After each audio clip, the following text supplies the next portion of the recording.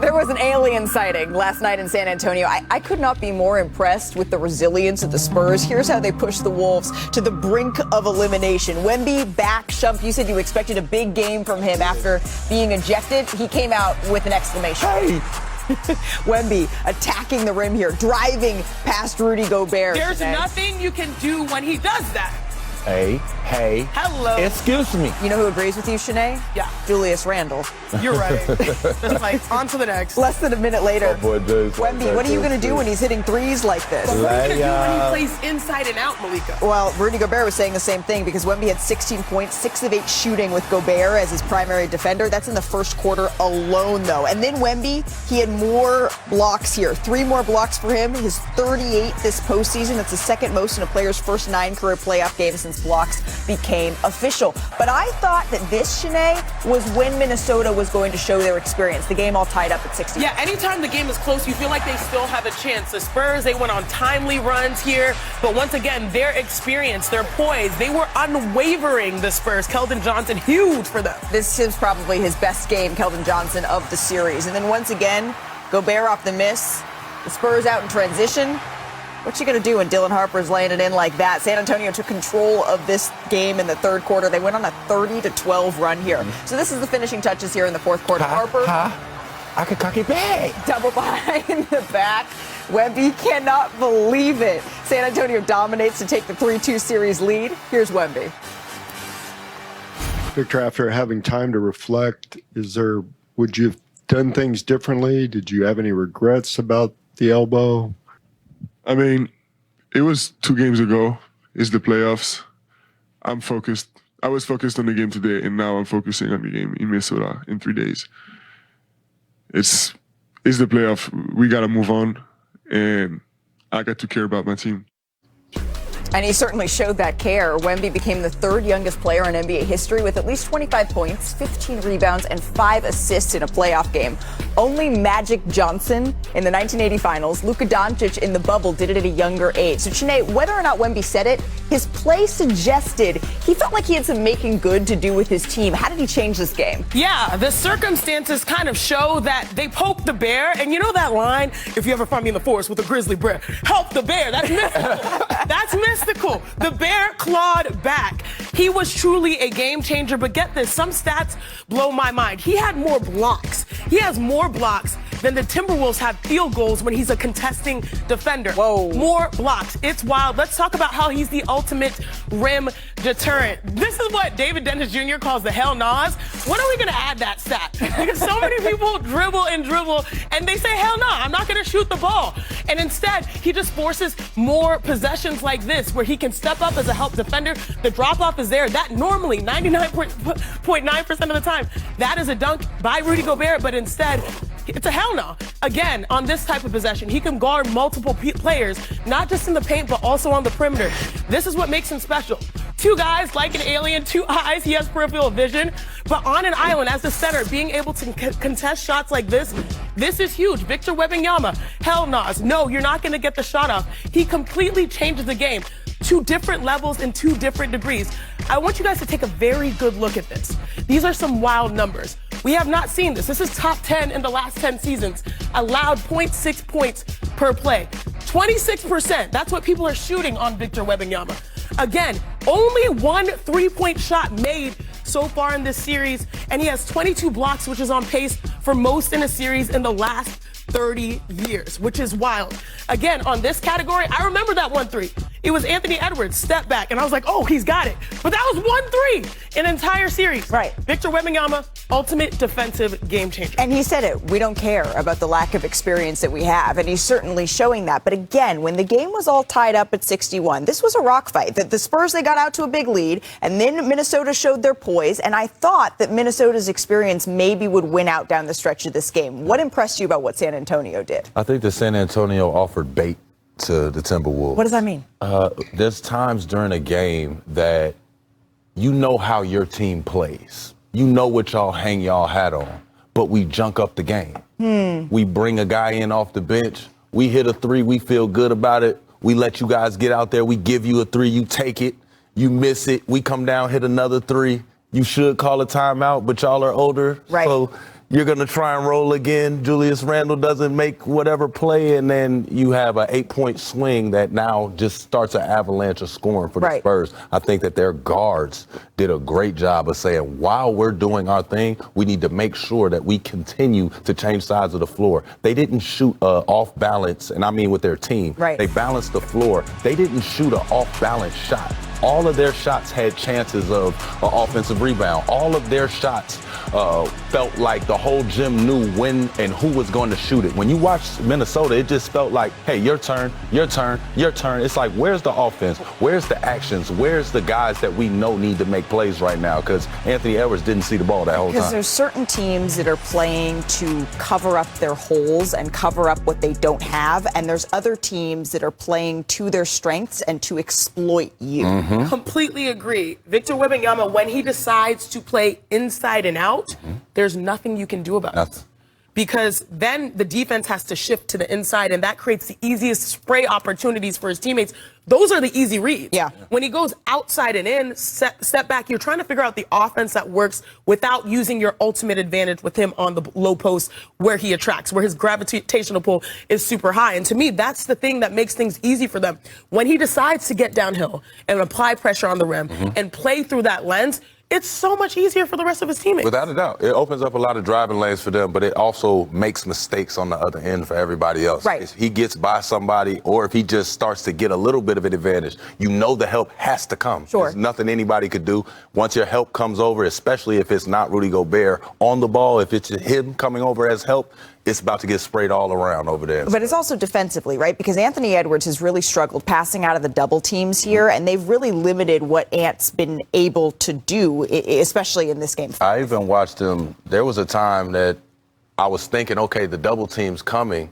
They're not even doing a double team. If he gives that ball up, he's not getting it back. There's a lot of times that they're just space guarding him and not allowing him any type of openings or anything. But in the double teams that they are getting, I think that Ant-Man is doing a good job of it. It's just he's not getting the ball in scoring positions. Every time he gets a catch, he's got to protect that catch. Every time he has a double team, if he wants to exhaust the dribble, he's going to have to wait and let things open up. And it's tied to Julius Randle, his productivity, because when you are getting double teamed, you want to get it to the next person that can make the play.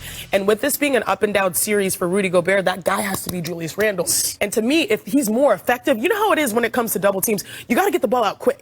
And once it starts becoming bait, it's like blood in the water, and these people, the defenders, are sharks, right? So when he takes like a 1,000, 2,000, by then it's too late. If it gets to Julius, that's what helps him. But by having that delay, that helps the Spurs. Okay, so you're Chris Finch. Do you make a change to your starting lineup and put Naz Reid in, but that would mean it would have to be either for Rudy or for Julius Randle? I am never in the camp that you make a change to your identity just for one game after something has worked. I'm more so of the sense where we're going to give you 2 or 3 minutes. It's a short time, and then we prepare to apply that change for the rest of the game.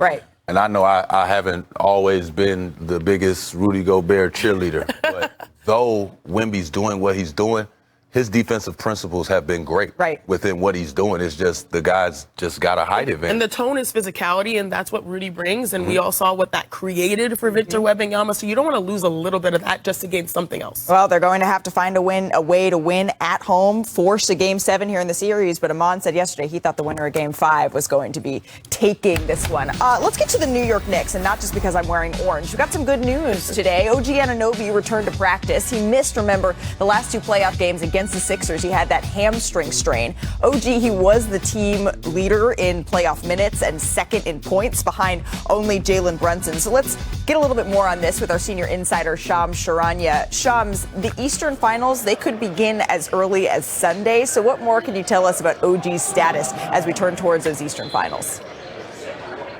Malika, sources tell me today that the Knicks are optimistic and expecting that OG Anunoby will be in the lineup for Game 1 of the Eastern Conference Finals. That's barring any setback. Today, he did participate in parts of practice. I'm told he also got an individual on-court workout in as well. He's missed right now exactly 1 week. So the Knicks have been gradually bringing him back, along with the hope and optimism that he'll be a go for Game 1. All right, so there is optimism that he will be ready to go for Game 1. That is huge for the New York Knicks. Shams, let's stick in the East if we could, because you reported on a front office shakeup yesterday in Philadelphia. So here's what we know. We know that Daryl Morey is out, but they're keeping Nick Nurse as head coach. So what led to that decision? So as far as Daryl Morey is concerned, the Sixers just felt like it was time to turn the page from a front office leadership perspective. 6 seasons for Daryl Morey as head of basketball operations with the Sixers. The team failed to make it out of the second round. But with Nick Nurse, they saw a coach that overcame a 3-1 deficit. Ownership, Bob Myers, who's now leading the search for the next executive, all in support of Nick Nurse staying on. He's dealt with a variety of injuries over the last 2 seasons in particular, but now moving forward, Bob Myers, who's the president of sports for 76ers ownership group and all their portfolios, the New Jersey Devils, the Washington Commanders, and the 76ers, Bob Myers will have his imprint on the next hire. He's going to oversee it. You think about executives with 4-time championship architect there. You think about executives with the experience and people that are most sought after, and Bob Myers fits that category. He will now be the person to lead this search, and whoever comes in will partner with Bob Myers moving forward. All right, interesting. So our friend Bob is going to have a busy couple of weeks here coming up, and we all know how much he likes to get to work. Shams, thank you very much. Appreciate that insight. The Sixers, though, and Bob Myers, they have some decisions to make on some role players in the coming months. But look at this. The nucleus of their team, Embiid, Maxey, George, Shanae, Shump, they're owed a combined $430 million over the next 3 seasons, right? It's also worth noting that VJ Edgecombe will be under team control here, his contract for 3 more seasons. So they got that core. Cam Boozer going third to the Grizzlies. AJ, he spoke just a few hours ago, and he says that he's not dropping from that top spot. I never had a job before. So, I mean, I was 13, started taking basketball serious. But this is like my first job interview. So my dad's kind of like, you go, this is your job interview. So, come professional, come suit, try to come true. Like, I've been number 1 in the rankings since, 9th grade, and I ain't dropped.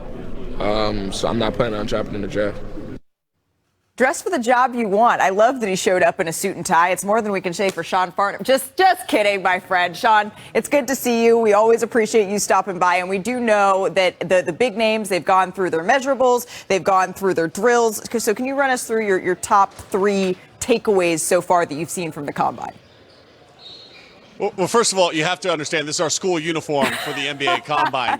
Shams is wearing the same shirt. So if Shams is wearing the same shirt, then I'm okay wearing this shirt. That's first and foremost. Here's my top 3 takeaways, though, so far from the Combine, is AJ came here, and AJ's done exactly what we all expected him to do. His measurables were outstanding at 6'8.5" without shoes. Then you look at the max vert of 42 inches. He showed this elite-level athleticism in everything that he did. He didn't shoot the ball excessively well. Nobody expected him to shoot the ball excessively well. That's the area of his game that he's going to have to continue to improve. And then from an interview perspective, he has done outstanding so far. So he has stated his case to remain in that top spot. Here's the other guy that we've been talking a lot of hype about coming in because we forgot about him down the stretch of the season because of the injuries. But Caleb Wilson, the maturity and the poise of this young man that goes alongside his elite level athleticism, I think he's a guy that as we get closer to this draft is going to continue to move up in the lottery and going to create some intrigue for teams at 2, 3, 4, and 5. And then Morez Johnson Jr. Like, this is a young man that has a decision to make. Does he go back to college? Does he stay?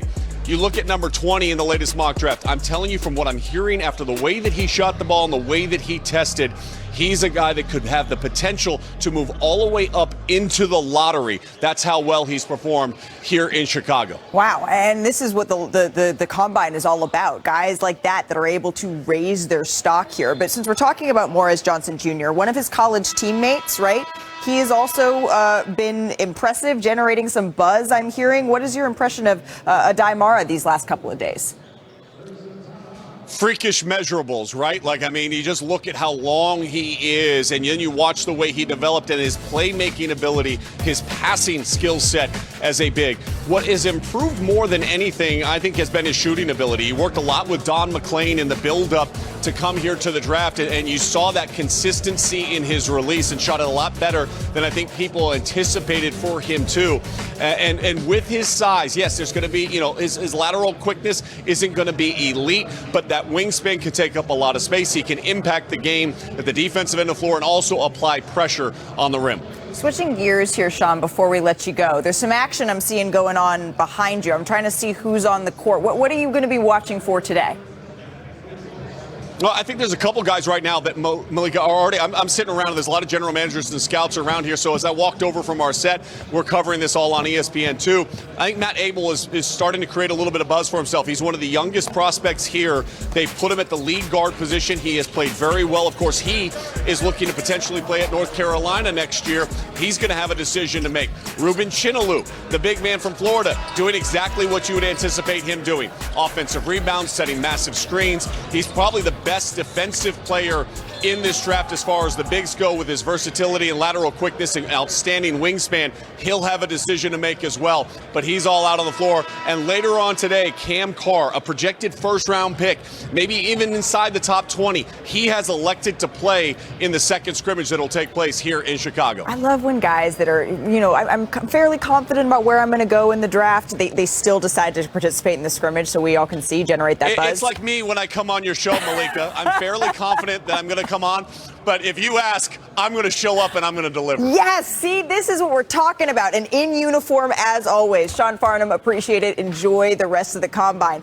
Shanae, did you know that we are sitting amongst Combine greatness? Oh, wait, Did you know that? Wait, Did I think you I'm starting to sense it coming from this direction. Amon Shumpert, 2011, he stole the show, right? He had the standing vertical, right? He had the highest leap. You tied for the highest max vertical leap. And by the way, my man had 18 reps at 185 pounds on the bench press. He was pushing some weight.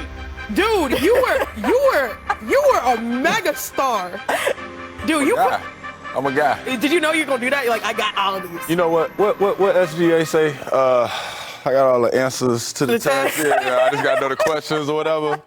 What they didn't, talk about when I did go through that run, I was training for that. You know what I mean? Like, I knew the Combine. The cool thing about the Combine was there he is. Prior to that, you had to do the workouts. A lot of those workouts ended up being by yourself a lot of times, or you got put into matchups, and getting put in matchups where guys get into matchups, people stopped working out with me. So I had to find another way. Did you figure out why they stopped working out with you? Yeah, because they started realizing 185. they're like, without a system in place, a lot of people can impose their will. I think that the Combine, for certain athletic guys, you can really take advantage of that opportunity, especially if you can hone in on all the little events. One really quick follow-up. Do you think you can still get those numbers now? You got to give me a little time now. Give me a little time. I don't know about the max jump. What about you? Are you cool for like a couple? Average person bench 185. I feel like yes. Oh, no. Yeah. You got to be a man. You're saying I'm pushing I got to that be a easy. man. Okay, I know what the last segment of our consecutive sweeps to start the postseason for OKC. Amon, we promised Thunder fans that we would talk about them today. We're making good on that promise because they're the first team to win each of their first 8 playoff games since 2017. The Cavs and Warriors, they both did it on their way to the NBA Finals. So let's dive a little deeper on what the Thunder are doing this postseason. This is amazing because they've been doing this with Shea being kind of average, right, by his standards, his high standards. After averaging 34 points in 4 games against the Suns, Shea averaged less than 25 points in 4 games against the Lakers, and that included 18 points in Game 1, his only game with less than 20 this postseason. And then there's Chet Holmgren. He's been the very best version of himself, right? He's shooting 60% from the field, 39% from 3, and he's holding opponents under 45% from the field, under 30% on threes. And OKC's biggest playoff riser, let's call him the Belgian waffle. AJ Mitchell leads the team in plus-minus, closed out the conference semis against the Lakers with his first career streak of 3 straight 20-point games. We're not calling him the Belgian waffle. Was that your idea? It was some help from our researcher. I promise you, I didn't come up with that. I was not part of that. 3 by the Belgian waffle. AJ, I don't know what that was. Belgium. Got it. I got it. I wouldn't want to be called that. I got it. Go ahead. Okay. Well, let's let's call them this, the defending champs, right? They're the 4th defending champs. He cries when he laughs, so I'm just like, I'll read. I do. I cry when I laugh. All right. Can I move on? Yes. yeah, please. Okay, great. What was I talking about? did it to yourself. The defending champs. Shanae, let's talk about Chet Holmgren, not the Belgian waffle. I don't know what his nickname is. His nickname, let me just focus on the task at hand here, Yes, because please. this man has been a Terminator, particularly. That's a good nickname. The Terminator. Love it here. Just because he's coming off of his best ever playoff series versus the Lakers, and it's on full display. He's the ultimate cheat code mismatch when he's able to read the defense like this. Here, 7-1. I'm looking at Malik on my plurals. They're still laughing. Sorry. But it's okay. He has the advantage. He doesn't settle for the 3. It's a good to great. He has a turnaround mid-range in the paint. Keyword emphasis on the paint. Again, another possession right here. He's not going to settle. He moves so well without the basketball. Shai Gilgeous-Alexander, he's excellent at reading double teams and getting the ball off of him. And that creates easy opportunities for others, like 4-on-3s. And then you're going to get the highest percentage shot in basketball through Chet Holmgren here, knocking it down in the paint. I want you guys to see the damage this man has done inside the interior. It is wild. He's shooting a 96% field goal percentage in the paint. Look at the company that he's keeping based off of his production. Best field goal percentage inside of 5 feet. Wow. Because he can read. But on top of it, Malika, you mentioned something very important. He's shooting near 40% from 3 as well. This is the best playoff series that we have seen. And last year, the Thunder, they won a championship, not just because SGA was at an MVP level, but because they had a certified second option. Without J-Dub, he has stepped into the shoes perfectly. He's been terminating. I don't know if it's as good as Belgian waffle, but he's been effective.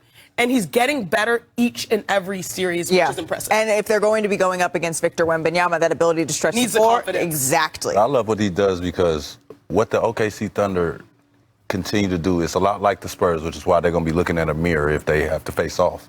But they change sides of the floor. There's no real available help because everybody's in a closeout. They change sides of the floor with that ball, move it around. They will drive it under that rim, kick it to the corner. You're always playing catch up when playing with them, and playing catch up with people that are already good with the basketball and making decisions and making plays, with AJ Mitchell and SGA being a part of their ball club. It's just dangerous to have to feel like all the time I have to watch my back. Right. I got to watch my back for an action. I got to watch my back for a back screen. Somebody's going to do a back tap. I got to make sure you got too many responsibilities and you're going to make a mistake. Well, you're talking about whether or not they're going to face the Spurs. The Timberwolves aren't done yet, At all. but they are right teetering on the edge of elimination. Last night in San Antonio, though, it was all about Victor Wembanyama, his game on full display here. So we're going to pick this up with 9 minutes left to go in the first. The Spurs holding a 2-point lead at the time. De'Aaron Fox drives. My boy. Kicks it out to Victor. Layup. Stretches the floor for 3. He would finish the night with 2 made 3-pointers. San Antonio takes a 5-point lead there. And then Wemby. Oh, he's comfortable. I need this. Look out below. He finished the first quarter with 18 points, by the way. Message received. Dylan Harper misses the Oh, jumper. Wemby's crazy. there to clean it up. Yeah, no one can do that. That's Only him. Crazy. Now midway through the fourth. Oh, yeah, here's it. The clamps. Terrence Shannon Jr.'s 3. Not quite Did there. you see the hesitation? He couldn't believe that got blocked. He had to He process. should've. He had to process it. Yeah, Got to you're get right. back, though, because he's You're going to right. leak out. Got you miscomputing. And by the way, Wemby, he joined LeBron in this game as the second player in NBA postseason history with at least 25 points, 15 rebounds, 5 assists, 3 blocks, and 2 Jane. threes. Crazy. Regardless of who wins the series, it's worth noting that Oklahoma City didn't get the better of either of these two potential opponents during the regular season. San Antonio 4-1.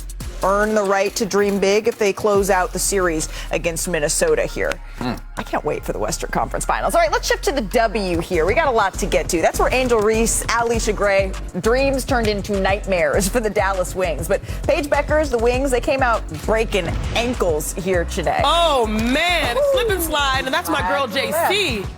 That's my girl, JC. Ultimately, though, Alicia Gray poured in 26 points. Angel Reese added 12 points, 16 rebounds, and the Dream, they improved to 2-0 this season. In Portland, this might have been the game of the night here. The Fire cooled off Brianna Stewart and the Liberty in historic fashion. So check out Sarah Ashley Barker Carlton for the shot. Off the glass. Grabs a rebound. Flick it up. Look at the flick of the wrist. The buzzer. The Portland Fire defeated the Liberty, their first game-winning buzzer beater see in that franchise arena? history. Fans going crazy. I didn't know they had streamers, though, but that's smart for the first ever win, right? Yeah, exactly. You should be celebrating. We're celebrating because Kendra Andrews is here in one of my outfits. I mean, when in LA, you made your sister's closet, right? Why pack anything? Exactly. Business here because we're talking about a sister matchup tonight for Chennai. The Fever are in town taking on Nneka Ogwumike and the Sparks, right? But we know that the Fever, you had been speaking to people about how they're managing Caitlin Clark's minutes. What can you tell us? Yeah, I just literally sprinted across the street from crypto.com across the way to get here to talk to you guys about Caitlin Clark. And I asked Stephanie White, right, like, are you guys trying to manage Caitlin's workload? She had to go get her back adjusted a couple times during their game against Dallas. And she said, look, it's not just Caitlin that we're trying to manage. It's the entire team. We don't want players early in the season to have to play too many minutes. Last year, you guys will remember, they were so injury riddled. They did not have that luxury. Everyone had to play such a big workload. That's right. So right now, they're trying to be very mindful with every single player on their roster. For Caitlin, I did ask her, look, is her back a long-term concern? And Stephanie White said, no, it's not. You know, as we play, our body gets a little out of whack. Sometimes it takes suffering one injury to see how the rest of your body responds. Yeah. So they're going to, you know, if Caitlin or other players needs to continue to have adjustments happen during games, they'll do that as well. You also spoke to Nneka. Did Nneka tell you? She did. You spoke to Nneka yesterday. Shanae already knows probably. I don't know what she told her. No, I don't. I don't. My first question was, so how's Shanae really as a sister, right? Because it was all roses. I know the answer was great. It was all roses. Yeah, as a big sister, I can say it was definitely all roses. What did she tell you, not about her sister mindset, but about the Sparks mindset for the season? They're really excited about this team that they have. And she said, I feel like our ceiling is so high because of the moves that they made, right? They bring in a lot of veterans to this LA team. And she said, all of this, it's going to hopefully lead us back into the playoffs. It makes us really excited. But it's not just Nneka that feels this way. I ran into De'Arca Hamby in the hallway, and she said, Kendra, the vibes here, every season, vibes early are good, but this, it's different. It's legit. They really feel like they have something special. I think as the only person that was in both games for the Fever and for the Sparks, took that flight from Indianapolis quick to go see Nneka in the home opener. These are two teams that are trying to make good on what happened last year, right? Yes. Last year, the Sparks did not make the postseason. Their goal is to make the postseason. Yes, they have a number of vets, but it's going to be a work in progress because 3 new starters. And for the Indiana Fever, I think you're absolutely on the nose with this. Last year, their big 3 had to do a lot of production. Now they have more of a supporting cast, especially Raven Johnson, who I'm excited about because you talk about the point guard position being so important. Kelsey can play the 1, but when they can save Caitlin minutes, that helps lighten her load. Yeah. So it will be interesting. Teams want to get their first win. But, you know, I'm just going to let this one up. Let it go. Tuesday, it was a dark day in the basketball world. We lost a light, a trailblazer. Jason Collins' life, it was defined by bravery. He became the first active player in any major American men's sport to come out as gay, and he opened doors. He gave young people a role model. And when he was diagnosed with an aggressive form of brain cancer, he shared with the world again, hoping that others would find strength in his fight. Jason Collins, he died on Tuesday. Here's our Ramona Shelburne with more. Jason Collins did not set out to become a trailblazer. He just wanted to belong, to earn a spot in the NBA, to be respected for who he was. So for most of his adult life, he hid the fact that he was gay from everyone. He worried he would be rejected if anyone knew. He'd no longer have a place in the NBA. But there came a point when living in the closet was not living at all. A trail needed to be blazed. A landmark day in sports and in our society. NBA free agent center Jason Collins has become the first active men's player in a major team sport to announce that he is gay. Checking in for your Nets, number 98, Jason Collins. I told him I couldn't be prouder of him. To see a role model like that who's unafraid, I think it's a great thing. It changed everything for him and so many others. When I did come out publicly, I got back-to-back calls from Oprah Winfrey and President Barack Obama. And something that President Obama said was that congratulations, but what you've done today will have a positive impact on someone you might not ever meet in your lifetime. If anything, he wished he'd done it a long time ago. Everyone can learn that your life is so much better when you don't have to hide. You just show up unafraid to be your true self. So when he was diagnosed last fall with one of the deadliest forms of brain cancer, he decided to blaze a new trail. Traveling to Singapore to receive an experimental treatment he hoped would extend his life. It's really high-tech, science fiction type stuff, but we are in the city of the future, so let's do some future stuff. It was an easy decision to get more experimental. Just like I knew I was doing the right decision when I came out publicly, and if not for me, for someone else.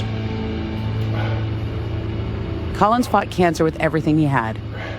The experimental treatment seemed to shrink his initial tumors. He was able to return to the United States and see his family, attend the NBA All-Star game in Los Angeles, and watch a game at his alma mater, Stanford. Those extra months were a gift. But eventually the cancer returned with a vengeance and claimed his life at the age of 47. Jason Collins did not set out to be a trailblazer. He became one. For himself, and for so many others he will never meet. I am unafraid to break through a wall or try to, do everything possible. But we have a saying, you gotta be willing to jump in the foxhole. And when stuff gets tough, there's some people who start running for the bus. I'm not one of those people. Why are you unafraid? I think because I'm so surrounded by love. And I know that my family is so strong. And they will be okay.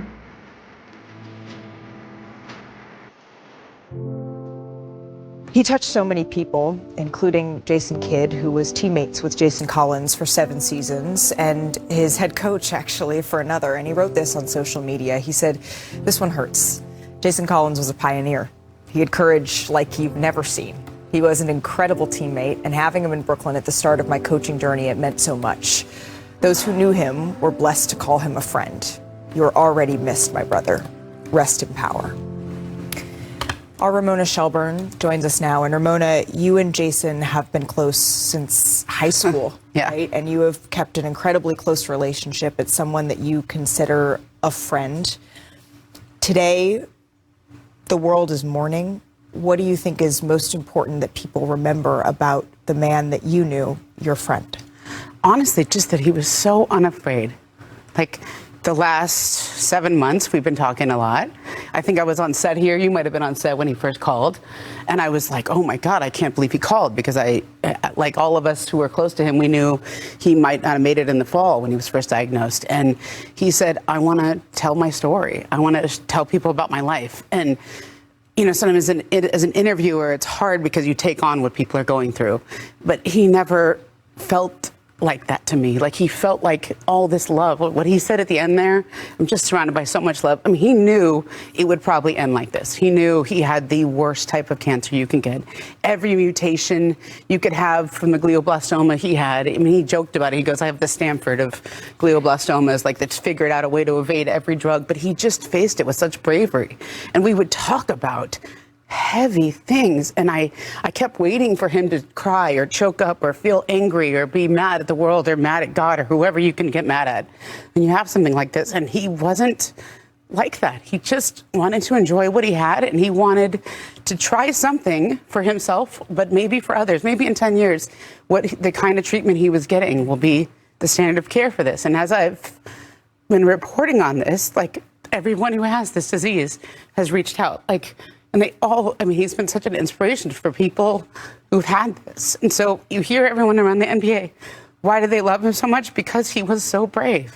And bravery is really what marked his entire career, from the beginning to the end of his career and the beginning to the end of his life. And Shanae, you got to know him through your mutual connection at Stanford. You've traveled the world with Jason. What do you remember about him? The word that Ramona says is inspiration. You know, you talk about being a peer. I was someone who looked up to him as a role model, and he was someone alongside his brother that blazed the trail at Stanford, and basketball siblings who play and dominate and are amazing and fierce and competitive. But then when you get to know him, you almost forget about all of that because he's one of the sweetest souls. And to be able to experience what he represented to people, it was not just here in the NBA or basketball fans. I traveled to Brazil with him, Rio, and the young kids that heard his story, that felt seen. You know that phrase, what's understood need not be explained. They just felt at home around him. And even now, like, I still smile through my tears because I know that part of joy, like, that will never